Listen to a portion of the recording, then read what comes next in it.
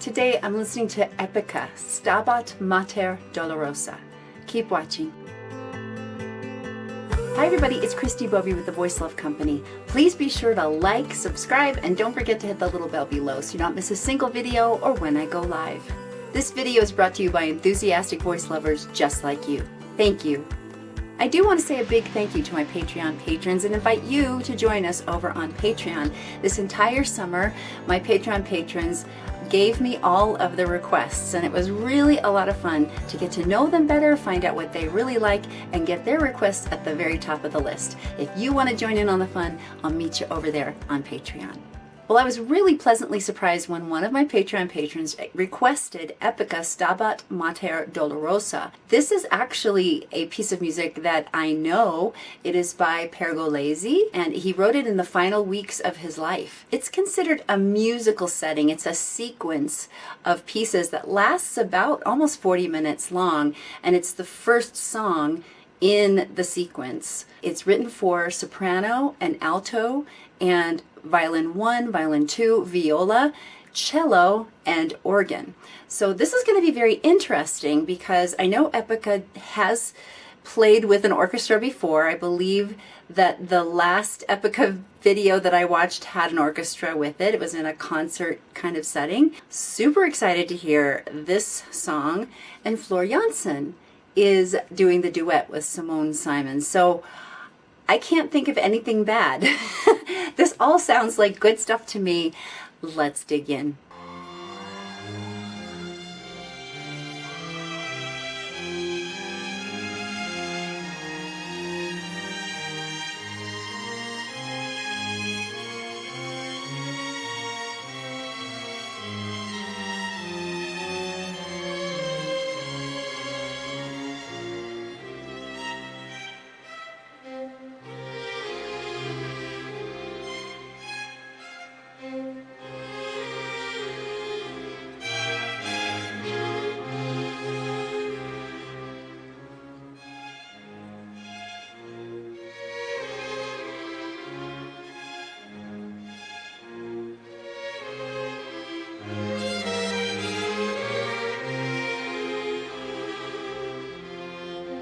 It should be noted that Stabat Mater Dolorosa is considered one of the 7 greatest Latin hymns of all time, and it is based on the scripture, the prophecy of Simeon when Jesus was brought to the temple as an infant by his parents, Mary and Joseph, to be blessed that a sword would pierce Mary's soul.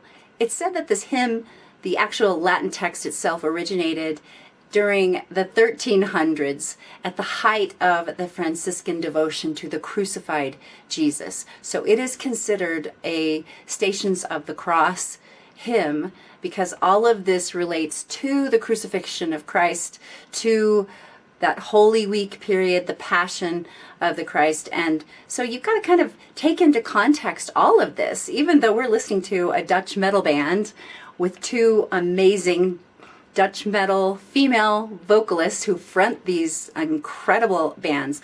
It's really good to understand the context of the song itself, and I get so excited when I see these young metal fans getting this classical education and experience. It's opening your world to listen to music beyond your borders, so to speak, your listening borders.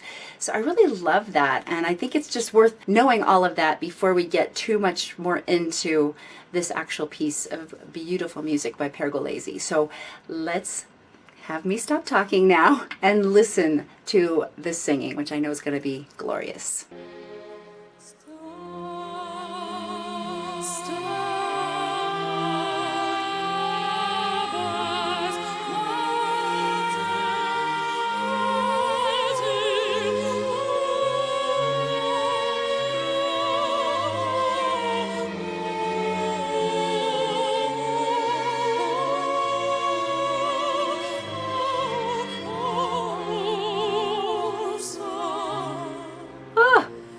So fun!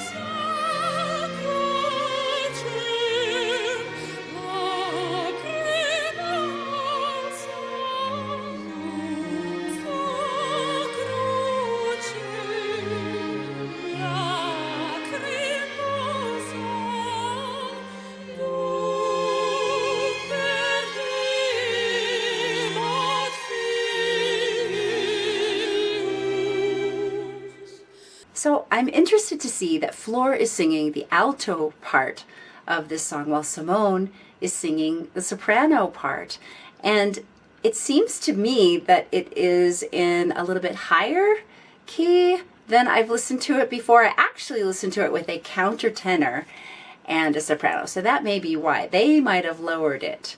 It'd be interesting to know what the original key is on this piece of music. I actually do not know that information for sure. I would think they're probably, Flor and Simone are doing it in the original key. That would be my guess, now that I've done a little thinking about it. It's so gorgeous and so much fun to see these young metal fans having this classical music experience. I've talked about this before. I just feel like Dutch metal fans and maybe other metal band fans who are symphonic metal bands also have this well-rounded musical education. They're willing to respectfully listen to these gorgeous Dutch metal female-fronted people. Female-fronted, that's probably not the way to talk about them, but they're females, they front Dutch metal bands, and they're holding the attention of these young metal fans. I'm just enamored by that. It's enchanting to me, and I love it.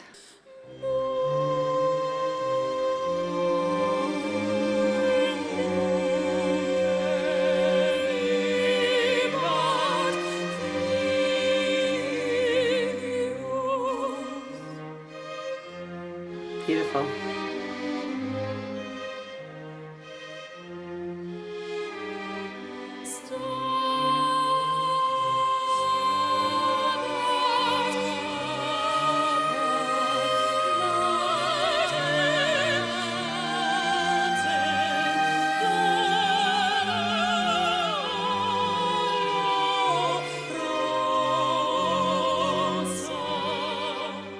Isn't Simone's high straight tone glorious? There's no ceiling on it. It's so relaxed and open. It just pours out.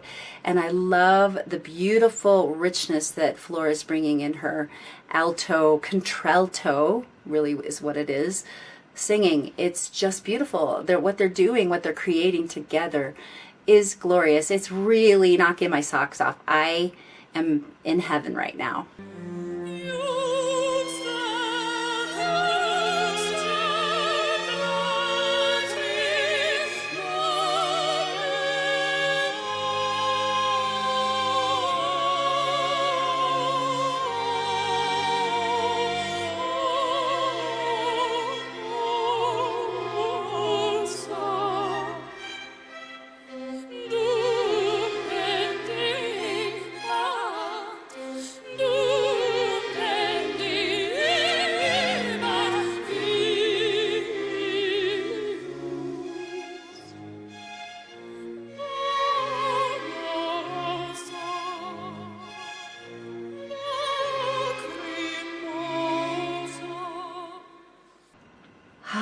It's so refreshing. I am just being transported.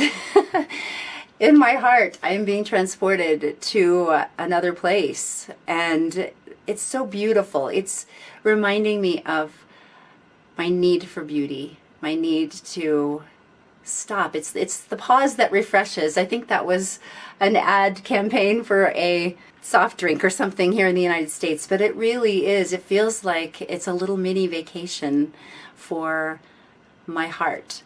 And don't we need that? Don't we need that right now in the world?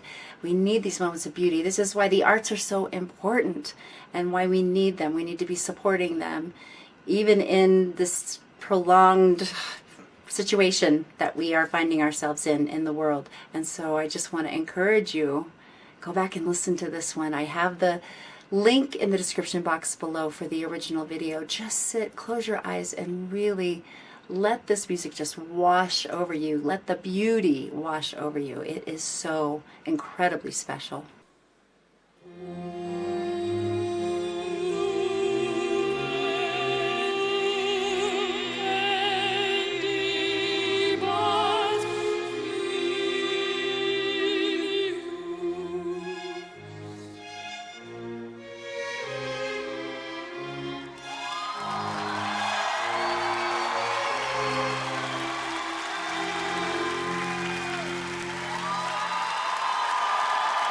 Beautiful. Absolutely glorious. Dankjewel, Floortje! Thank you. Dankjewel. Prachtig. Wonderful.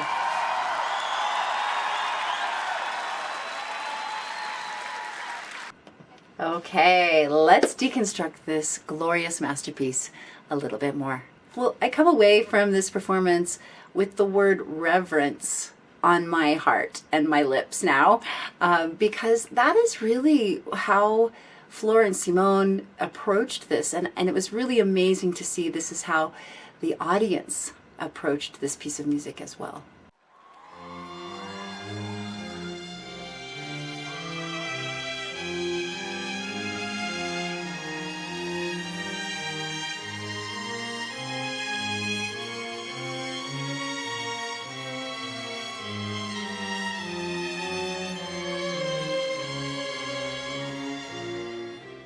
I want you to notice in this next clip the beautifully controlled entrances that both Flor and Simone enter in with. It takes a tremendous amount of breath support, and they are using their breath support so judiciously, so well, so focused and controlled. Listen to this glorious entrance.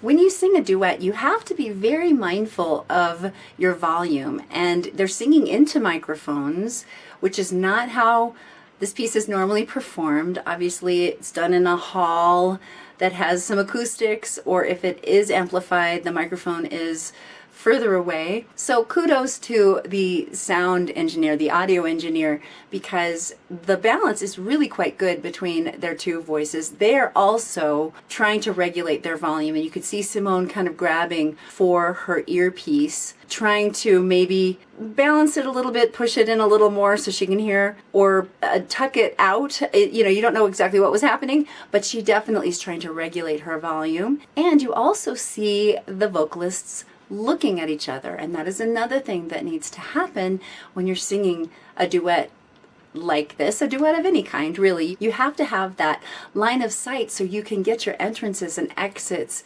executed perfectly. So in this next clip, I want you to listen for these glorious vocalists, because they lean into this section with a little more volume, and subsequently you can hear a richer tone quality coming from both of them.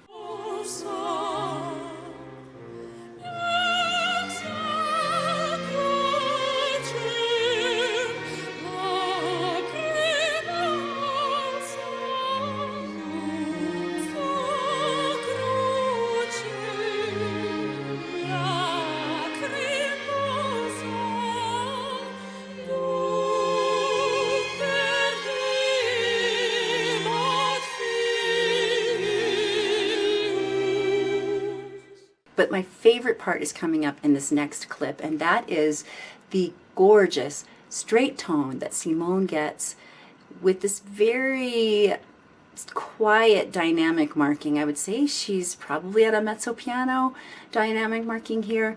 The control, the beauty, the crescendo she gets on these long notes. It's stunning.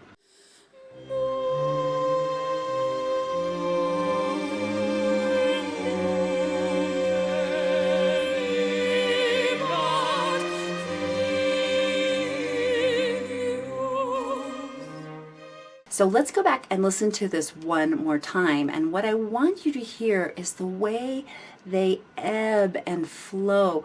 It's not just a flat sounding. And I don't mean like tone quality wise. I mean just the performance itself. It's not just one-dimensional. There is this beautiful push-pull with the dynamics that they're bringing forward, and it gives it so much life.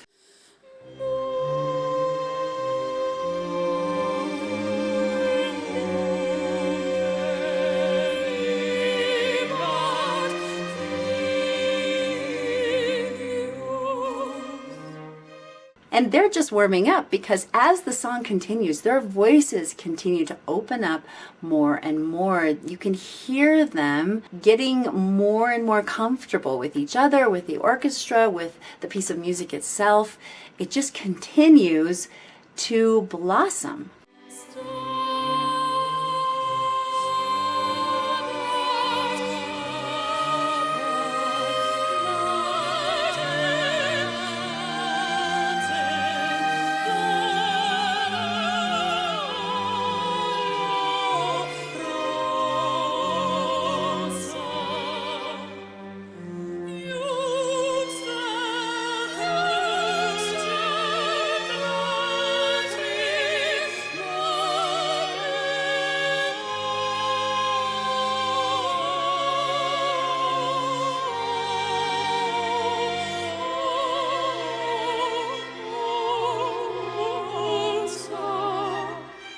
It's so much fun to hear these metal vocalists do those little trills there at the end. Let's listen to that part one more time.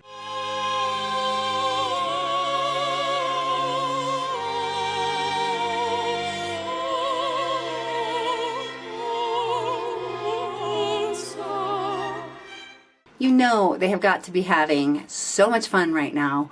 You can kind of see the twinkle in both their eyes, and you definitely see it towards the end as they embrace. This is such a cool experience that they're getting to have, and it's amazing. They get to do it all. How many singers can say that? There are very few singers in history who have gotten to live in both worlds. It's just almost not physically possible sometimes for singers to do both the classical and the heavy metal, for heaven's sake, well.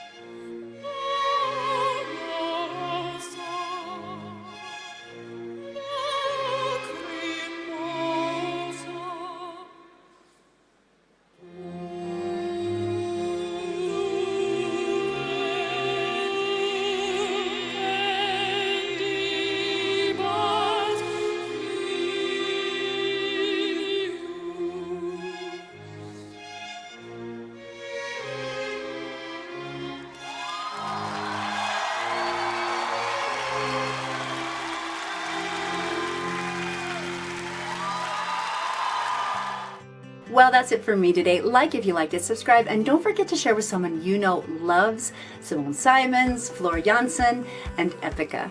You can ask me any question about your voice in the comments down below on my blog at voicelove.co, on Instagram at The Voice Love Company, and now on wiseo.com. Get all those details in the description box below. Well, I hope this beauty break has helped you get through your day. I know things are in various states around the world right now, and I want you to know that I am thinking about you. I am sending you so much love. Keep finding your voice. Keep making your sound in the world today. The world is waiting. Literally, somebody is praying for you to show up today. And remember, you are loved. Bye-bye.